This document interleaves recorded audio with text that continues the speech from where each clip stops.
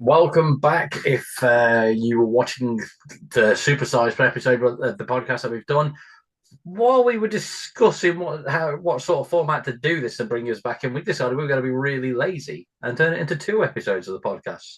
So if this is the first time you're hearing this, and the first time that you've tuned into this, you've missed an episode, so you've got to go find that too. Anyway, welcome back if you've just finished part one. Yeah. So obviously, I'm your host, Rory Bailey, joined by my other host, Connor Franks, because, that's just how it goes now. So, yeah. So, SummerSlam Night 2, how awesome was that? Incredible night of wrestling. Do you know, I after watching the first night, I wasn't.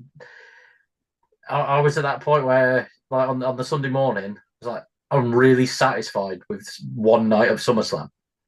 Do you know what I mean? That first night felt like it could have been a SummerSlam all on its own. Yeah. And I would have just been happy with that anyway. So I was like, I can't see them topping that. But then Brock. Yeah, absolutely. We'll get to that, trust me. Naomi versus Rhea Ripley, Io Sky. Naomi retains. Brilliant triple threat. Very fun triple threat. I love that. They did do the triple threat trope where it was, for the most part, it was a one-on-one rotation. Yeah. So like someone finds someone finds someone.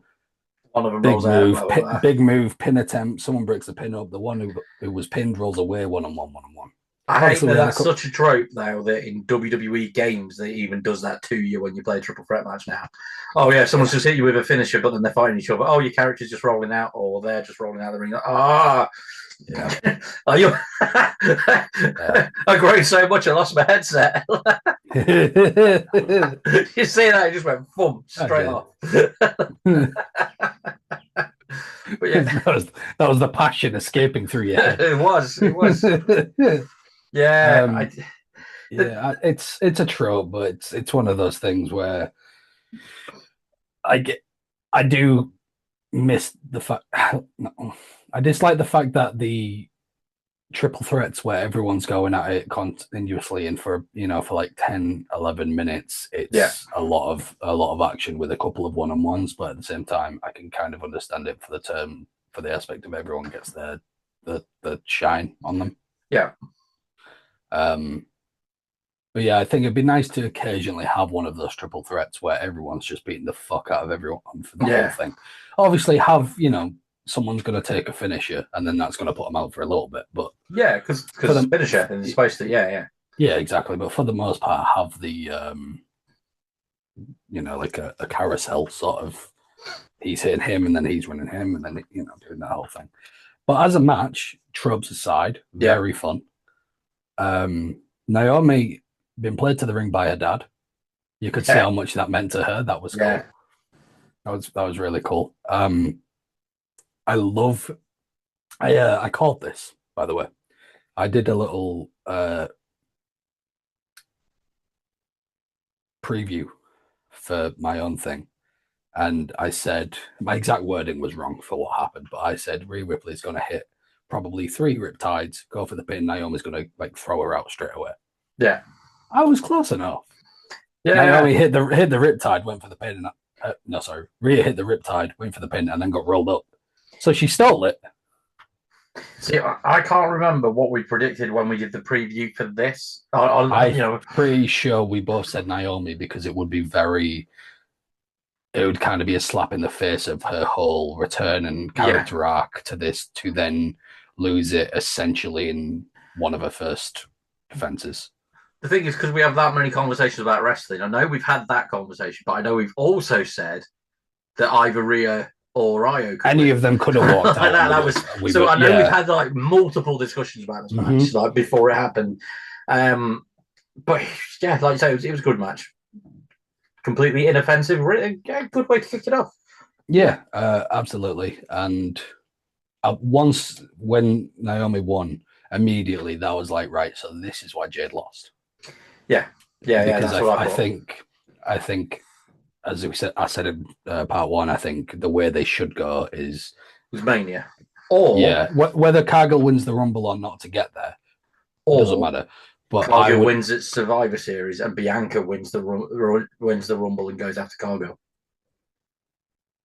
You could do. I mean, it could work either way. To be fair, I think if they were going to do that, I think the best way to do it would be Bianca wins at Survivor Series, and Cargill beats Bianca, because I think for Cargill is a star, right? She is. She's not even won a title yet, and she's one of the biggest names in the company, in the women's division. I think for her first world title has to be a Mania win, whether she's face or heel or whatever the case is.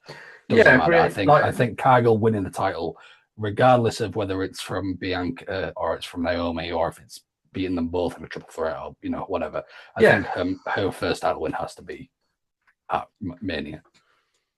Because she's been around a couple of It does now. Because if it had been SummerSlam, that would have been fine. But because it's been and gone, yeah. And I think Survivor Series isn't the big show it used to be. Obviously, now it's War Games. It's literally you watch it for War Games now. Yeah, that's the thing. Survivor Series has its relevancy for War Games, but its relevancy is for the War Games match, not for like big title moments, right? Yeah. Same with the Rumble. Well, the champion's been in the last couple of men's War Games. They've had the world champion in both. So yeah, it's the same with the Rumble. We know we're going to get a world title match, but the title change isn't why we're watching it. Yeah. So I think it's got to be Mania.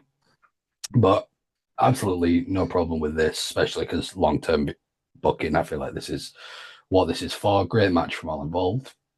Speaking of great matches, 6-pack TLC match for the tag team titles.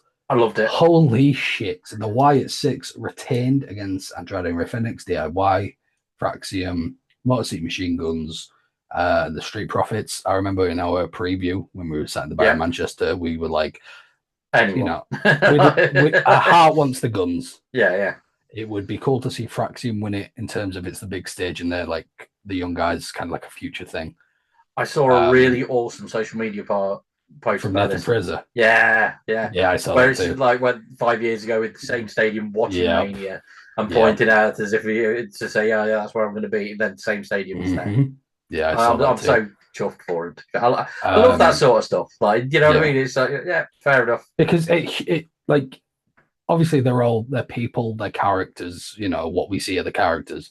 Yeah. But when you love wrestling like we do, you consume wrestling like we do. Like, if I'm not watching stuff that's just dead, I'm watching old stuff. Yeah. Wrestling is my main source of media consumption, right? I know you're exactly the same. That there's times where you do just forget that these are people. Yeah. And that's why it's good, like, because of the stuff that Team Venom's afforded me over the years. It's awesome when, like, for example, I was on TNA's British Boot Camp too, which never. I know, I never mention it. Where's this story time? I know. Like, you can find that was Team Venom Media YouTube channel where I interviewed Mr. King Roster. Yeah. Anyway, so no, but the thing is, it's like when I went to there was all people backstage that, like, and I know it turned out completely different, but I can remember Jack Gallagher almost in tears backstage because of Samoa Joe ripping him to pieces and saying, "Too pale, never going to succeed anywhere." Blah blah blah blah. Samoa Joe's first Royal Rumble featured Jack Gallagher getting in that Royal Rumble before he did. And I was just like, that's awesome. You know what I mean? It's that sort of stuff. And because of being around some of these situations and stuff, and that locker room also featured Mark Andrews, who I then watched win the whole thing, go to TNA, have his run there, then go to WWE and have all the stuff with the UK brand, and then go back to TNA with Spitfire and win the tag titles. It's cool to see that sort of stuff. You know what I mean? Like we were saying about Leon Slater. And cheap plug for the interview that's also available that you did with Leon the other day, where obviously we were talking about that and the thing of I was there when he got signed to TNA.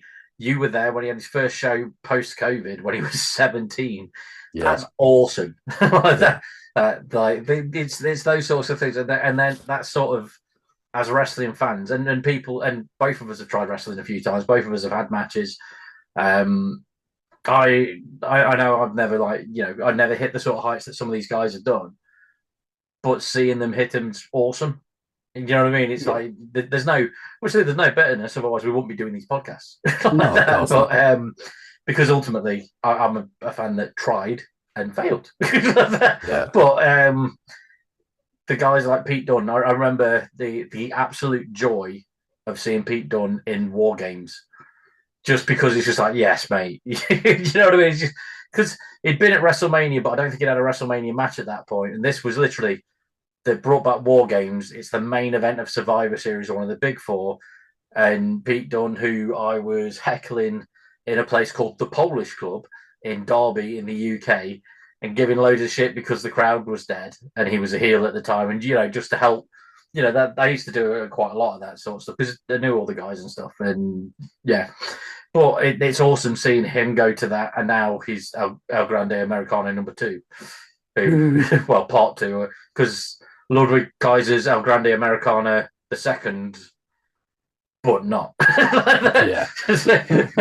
So who knows what's going on with that? But anyway, I've completely digressing on a massive tangent. The Nathan Fraser thing, that's where we were at. Yeah, so it's awesome to see him go from going to view his first WrestleMania in that same stadium that he had his SummerSlam match in a featured match for the titles. It's great. It's really good. It's good to see. It is. It is. Like I say, it does add a bit of humanity to people who we forget aren't their characters at times, right? Like, yeah, we've been consuming wrestling for a long time. We consume it a lot, and even being involved behind the scenes, both of us, plenty of times, that you still forget that it's a production. Yeah, absolutely. So it does get very easy to just think, oh yeah, this person's this, but you forget there's a person under the character. So seeing the humility, whether it's from Nathan Fraser or Cody Rhodes is very humble, for example, in interviews and things. It's always a nice thing to see. And Cody Rhodes is another one. I remember him. I missed 2 interviews with Cody Rhodes.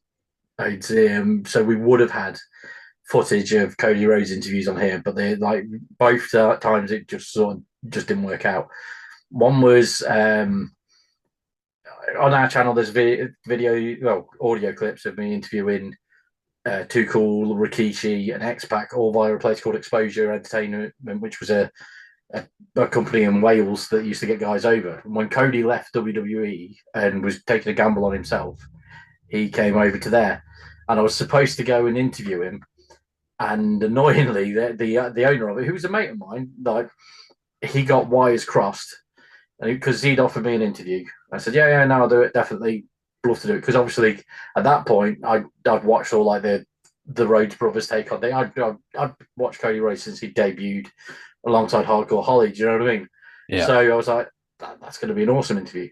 And then they said, oh no, basically because he's now signed to TNA, because he'd signed in between my mate offering me the interview and the actual event, because he's signed to TNA, he can only be interviewed by people on TNA's approved list. I'm on TNA's approved list.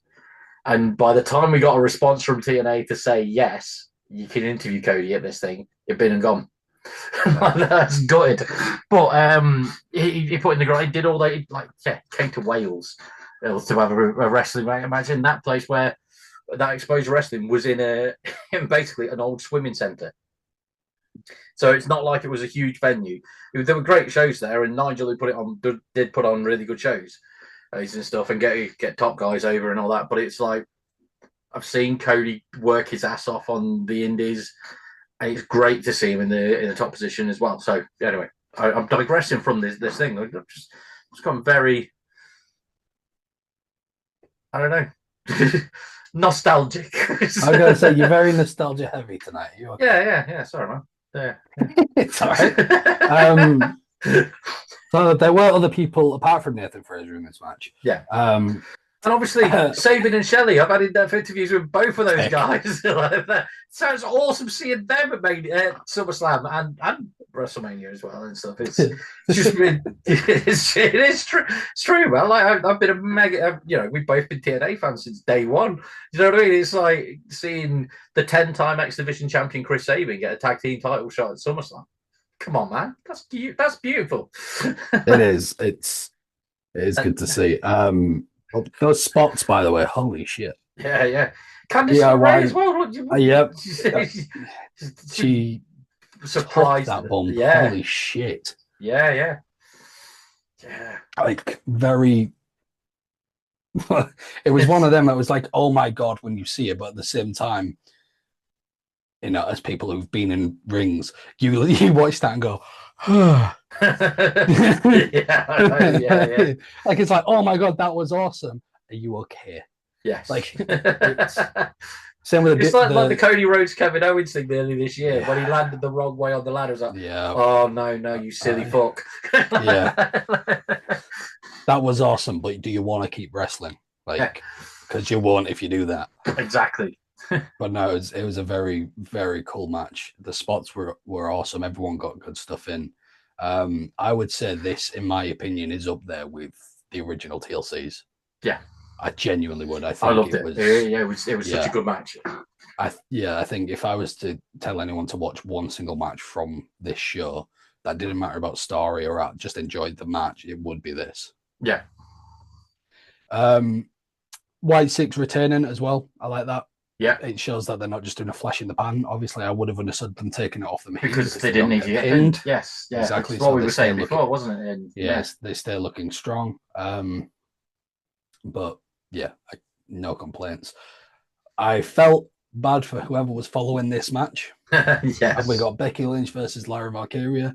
And they did a good job. They fucking smashed it. Yeah. It was absolutely amazing. The one iffy moment was obviously when Lyra's hand ties came off and she quickly put them back on. But those things are going to happen, obviously. Yeah. But she played it off well, wasn't made obvious. I think the fire extinguisher was meant to cut the ties. Yeah. Obviously didn't, so she went under, but very, very good.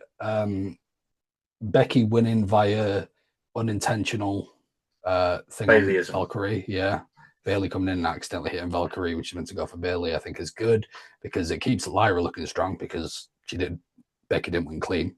Do you know what I've taken away from this? Because obviously Lyra Valkyrie is a fucking star. Yeah. But that's exactly it.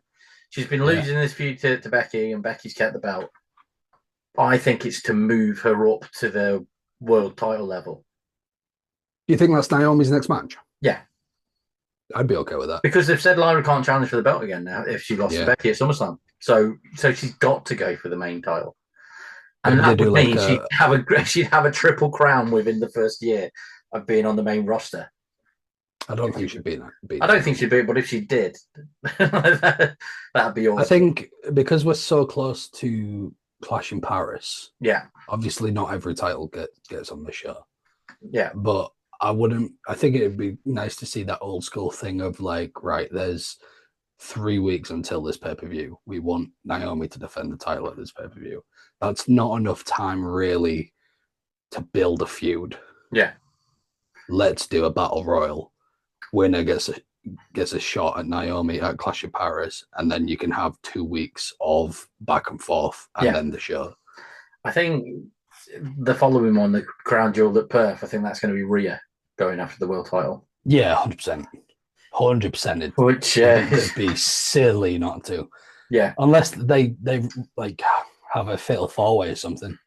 Yeah, could do. Yeah, so then that way Rhea doesn't take another pin. Because they like to keep, like, I know Rhea took the pin from Naomi, but it was a roll-up. Yeah.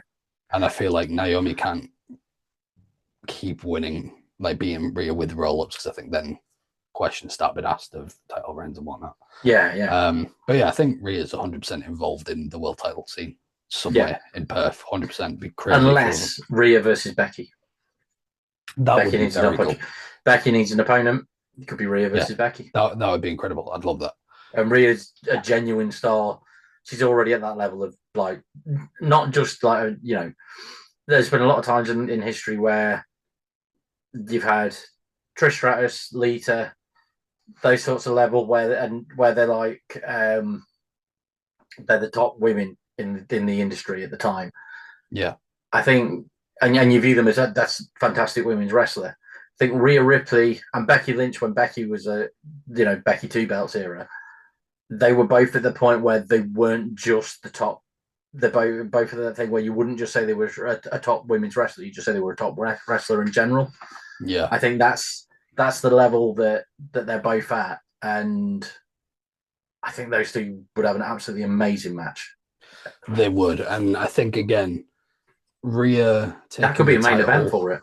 Rhea taking the title from Becky would be very cool in terms of new Building titles, build some lineage. Yeah, even if it's a case of they go back and forth for a couple of months. Yeah, and I mean that's the thing with like the world heavyweight title as well. On Seth Rollins having it now. Seth was the first champion, and we got Drew McIntyre and CM Punk on that list, even though they both only had 5 minutes. But that's still name value. Oh, absolutely. When did that world title come to fruition? About 2 years ago. 2 years. So in 2 years, not last SummerSlam, the SummerSlam before, thereabouts. Yeah. So you've had Seth Rollins, Drew McIntyre, Damian Priest, Gunther, Jey Uso, Gunther again, CM Punk, Seth Rollins. Yeah, that is not a bad run of champions for a world title. Exactly. Like that very much isn't, and I think the Intercontinental and the United States and the women's divisions should follow suit in that. Maybe switch a little bit more. Yeah. But yeah, I think. I mean, I'm sure you did as well. We said before these came into it that we don't need a women's tag title. We need women's mid-card titles. Yes. Yeah, we did. Yeah. And if they scrap the women's tag titles, I don't think anyone will be upset, really, purely because of the women's extra belts. Yeah. The women's tag teams are never good to be around. We were just talking about it on the first half of this. Blah blah and blah blah and blah blah and blah blah. Then maybe a women's actual team. Then blah blah and blah blah. Yeah. Like so, it's if they scrap them and focused on the mid cards, I don't think anyone would be sad. But at the same time, more people are getting more opportunities because people are in the women's tag division. So double-edged sword, and we just need to enjoy what we see. Becky retained, like I said, because of Bayley. I think there's probably, I don't know, like clearly Bayley's going to be involved in something now. I don't think it's going to be Bayley Becky. I think we're getting Bayley Lyra. Yeah, on the stepping stone to Lyra will beat Bayley, and then she'll go after the world title. That'll be the elevating point. Yeah, I think that's what we're getting, which I'm all for. Then we got the steel cage match: Solo Sikoa defeating Jacob Fatu, thanks to interference. It was a fun match, but I don't think it's what it could have been. I think it had its moments. The problem is Solo. I think we both really wanted Jacob Fatu to win. That's not even my issue. Is that it had glimpses of what it could have been. For example, Jacob kicking out of the spike, right? Yeah. Solo kicking out of 2 moonsaults.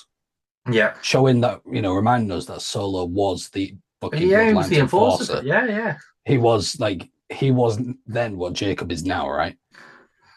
He hasn't lost that toughness. They just don't present anymore. Yeah. And I think if we'd have had just, what was it, 10 minutes, 12 minutes, 40? Yeah. Say 8 minutes once you take away the shenanigans. Yeah, give him an extra 5 minutes, it would have been great. I don't even think that. I think if you have up until the MFT interfere, keep that ending as it is, because then again, Jacob looks strong because he hasn't been pinned. Solo fell out of the ring basically to get the win. Yeah. Fine. But I think have that 8-9 minute match before the MFT are heavily involved, of them just beating the fuck out of each other. Big move after big move. Samoan spike kick out. Big moonsault kick out. Like just have them, neither one of them giving an edge. Yeah. 2 big Samoans going at it. You've put 2 bulls in a cage and not let them battle, right? I think that's the only thing that was wrong with it. The MFT interference, the Jimmy Uso appearance, fine. That's Solo's entire run on the main roster has been helped by, or helping, or helped by, depending on which end of it he's on, by his stable. That's fine because that's what his whole thing is, the MFT back to the old bloodline. That's what they did. So that's fine. But I just think they really could have let them go at it more. Because this doesn't, to me, sell a rematch. No. This doesn't make me want to say I want to see these guys go at it again. Yeah, no, I know what you mean. Yeah. I don't like to be negative, but and it's not negativity for the sake of the guys in there. It's the negativity for the sake of the time they were given. Yeah. So let's just clarify that. Yeah. That it's, before everyone says, "Oh, you shouldn't be shitting on it." We're actually not. I would say so. We wanted more of them. Are we assuming we're getting Bloodline 3? It wasn't. That's the different thing. War Games. I don't know. We're either going to get, because I feel like we're either going to get Bloodline or we're going to get Punk versus Rollins, Team Punk, Team Rollins. Possibly. Because Team Punk would have Roman and Jay and maybe LA Knight on. I just think you've got AJ. Jacob and Jimmy on terms. Yeah. You've got Roman and Jay on terms. You've got Jay and Jimmy on terms. Yeah. I think you could use the Usos as the reason that Jacob and Roman get on that same team. Yeah. It could be the whole thing of like, no, I still don't like you, but this is for them, not you. Yeah. And then have the fifth member be someone who be Punk. No. Who's been fucked over by Solo? LA Knight. I know he's going after Seth at the moment, but he had that whole thing with the but would he team with Jacob? Maybe, I suppose it. But yeah, then just have the fifth member be someone else who Solo and the MFTs have, because everyone about bring in Zilla. It's not that simple. And just have building up. And have that person be the fifth member who's been involved with Solo at some point or between now and then because of the few months. Moving on, Dominic Mysterio versus AJ Styles in the Eddie Guerrero tribute match. Loved everything about it. AJ coming out with the lowrider, the Eddie Guerrero tights, the Styles Heat t-shirt. Dom coming out in the prototype Rey Mysterio gear from SummerSlam 05. I was going to say he's like 20 years on from that Eddie and Rey custody of Dominic match. The amount of Eddie-isms in the match, from the Three Amigos to Styles doing a frog splash to the chair spot of Dom hitting the ground, throwing at AJ putting on his head. Yeah. And the Dom undoing his boot so that when he's next in the calf crusher, he can roll out and then hit. It was a perfect Eddie tribute without being hokey. Yeah. And it meant that Dom retained without Judgment Day help, but didn't win clean because Dirty Dom doesn't do that. And it was I think it was a perfect match for what it could have been. Yes. I loved it. We're big fans of both AJ and Dom. Sorry, man, I had to cough. Right. I can't fault that match at all. Loved it. Yeah. Right. Main event time. Yes. We got Cody. And we had the I've just got to quickly say, when they did the Cena face turn on SmackDown, I thought it was a ruse. No, everyone did, yeah. And we got the Cena entrance. Sorry. Yeah, we got the Cody entrance first. Yeah. With the dusty thing. Yeah. Coming out in his silver gear with a gold mask, even though he owns a silver mask. Bugs me. Such a pointless thing to be irked about, but it did. Then we got John Cena's music hit, black screen, John Cena, and then as soon as we got the Evander, big colours, we have first Cena back for the last 4 months, yeah. That's 4 months of his run. And this was like watching Super Cena in 08. Yeah, it was great. I loved it. Like, this was incredible. The whole thing. The throwbacks to the Cena we used to see on the regular. Like, I popped for the leg drop off the top rope. Yeah. Like, because we used to see that in every match. Yeah. Obviously, Cena learned, if I want to do this for as long as I want to do this, I've got to stop doing it. Yeah. Doing this every match ain't going to help. But seeing that was brilliant. The classic Cena street fight AA from one announce table to the other. Yeah. And when they were brawling through the crowd and they came up on Cody's elevator thing. Yeah. That visual of Cena's face, Mm. chef's kiss. Cody. I think what I loved about this was Cody really showed elements of, oh, Cody's turning heel in this one, And then didn't. Yeah. and then didn't. But Yeah. it still laid that seed of, oh, so we're gonna get it, like probably way down the line. Yeah, yeah. But we're gonna get it at some point, because especially when he took the turnbuckle off and he's holding the pipe. It was great. It's just the whole thing was great, man. There's there's so much we could go into in terms of the match itself. I would honestly just say go and watch it. It was almost 40 minutes, bell to bell, which is unheard of in modern wrestling. Absolutely. And then obviously the result, which everyone's going to know by this point, because we're running through all this. Cody won. Cena raised his hand. We got that Cena show of respect thing. Yeah, we got that very much the official and final passing torch of. And to me, I had this company on my back for 20 years. Now it's your turn. Officially pass this to you, and I don't need to do this anymore. And to me, Cody winning the belt from Cena, I think, is way more impressive and does more for him than just defending the belt against Cena.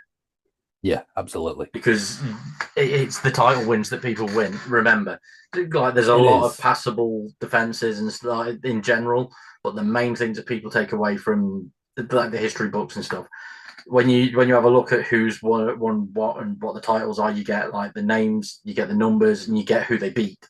You don't get who they defend against in most of these cases. No. Cena's return and farewell tour, to be fair, his defenses have all been top notch. That CM Punk match, the Randy Orton match, absolutely amazing. And his thing and his elevation of R-Truth as well was great. Yes. And I think as well, it's the bigger picture, the fact Cena had to beat Cody cheating. Yes. And Cody beat him clean in like a fucking match of the year, in my opinion, so far. Absolutely. I think that subtly raises Cody's bar, as well as Cena literally handing the company over. Put the backpack on, kid. It's heavy. Let's see. You're the one to do this. Was great to see, especially because I think in Manchester we both agreed to the whole thing of like Cody wins this, and then. Because I think we actually called a Cena first turn before. We were on about them doing it. Yeah, we were saying about that double turn when we were talking about this. Yeah. Yeah. So, we didn't get a double turn, fine, but we got the first turn. And then I'm pretty sure we even said, then we get the last 4 months of just being Cena's greatest hits. Yes. And we're getting one of his greatest hits straight away. Cena, Cena kisses the ring, giving the crowd a wave. Almost like it was his final match, like that kind of thing. But I think it was a whole like, oh, I'm face again. I can show appreciation. Turns to lead, gets to the ropes. Brock fucking Lesnar. You could have given me 100 guesses at who was walking out, because we all knew someone was. Because how long everyone thought the Rock. Number one would have been the Rock, obviously. I wouldn't have said Brock for obvious reasons. The Janelle Grant stuff, which her legal team have hit out, saying, he's in this, he's not cleared, this is, But the WWE, apparently the WWE's legal team cleared him weeks ago. Yeah, and very much according to Triple H, Cena was the one who'd been like, no, I want Brock. Brock was clearly happy to be back because he agreed like that. Normally, if Brock's returning, there's a long period. We can't go into one of the alleged cherries on the cake. But there's normally a long period of conversation between the money that's going to be paid between WWE and Brock Lesnar. Yeah, and I honestly thought Brock was done. I genuinely thought.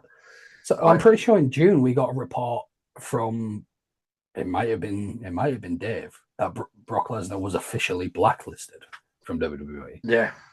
Well, and yet now it's Dave Meltzer that's telling everyone that he's been completely cleared by WWE legal, which is bizarre that Dave Meltzer is actually on like the side of the WWE for once. To be fair, give it a week. But Brock is back. I'm gonna have to assume. So hard. I did too, and I'm gonna assume, and I'm gonna go off the fact that if WWE, with where they are now and how Yeah, they fucking pushed Vince out and they got rid of Brock, yeah, and and if their legal team have cleared it, I have to believe that there's a reason they've done that. yeah, So I'm not going to sit here doing the devil's advocate of, yeah, oh, he shouldn't be back because he's a naughty boy. Like, if I yeah, can be on my, if they can put him on their product, especially now they're on Netflix yeah, and absolutely. have TKO and all that stuff, then It, Brock's back, baby. yeah, yeah. I I'm very cannot happy wait for for it. this. I can't wait for this. We've And the been thing seeing is, this since what, how 2004? yeah, yeah, 2000 and what? Yeah, he defended the title. No, 2003 he defended the title against Cena. That was when Oh yeah, Cena because first did the Attitude Adjustment, that but he was called it the Cena. FU at the time. That was when Cena was still in jeans and not jorts. Yes, Yeah, that was before he moved to jorts. Yeah, and then because obviously, 2004 is when he won the US title and turned face yeah, and all that. Lot. Yeah, yeah, because then obviously we got 2012 when Brock returned at yeah, Cena. 2021 when Brock returned after the Roman Cena match. yeah. And Cena's, to my knowledge, I might be wrong. I don't think Cena's ever beat Brock in a one-to-one No, or in a one-on-one pay-per-view match. I don't think he has. Apart, no, the Extreme Rules one he did. He won, didn't he? He won the 2012 one, Oh but Brock beaten the hell out of him. no, that was Triple H. That was against No, Triple no, H.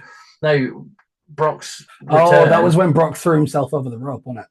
the very first match that Brock came Yeah, into yeah. after that, Cena Cena just won it. won, Yeah, but Cena got beaten badly. yeah. Didn't, and then he got like he looked like he got lucky with how they presented it in that match. Yeah, So because yeah, Brock threw himself over over the rope by accident, didn't he? yeah, yeah, Nearly yeah, fucking killed himself. Yeah, but yeah. no, look, Brock is back, and I enjoy Brock Lesnar when he's not got the world title and for a very long time and disappears for ages and comes back. When we've got this kind of Brock who's going to come in and have a match and be F5 in people and then probably go away and come back, that's fine because the world title's not going nowhere too. Absolutely. But yeah, SummerSlam was incredible, man. That's yeah, yeah. I loved every minute of it. Well, we've got nothing else to say. So other than thank you everyone for listening and watching. However you found us, remember to like, subscribe, blah blah blah blah blah blah blah blah. See you next time.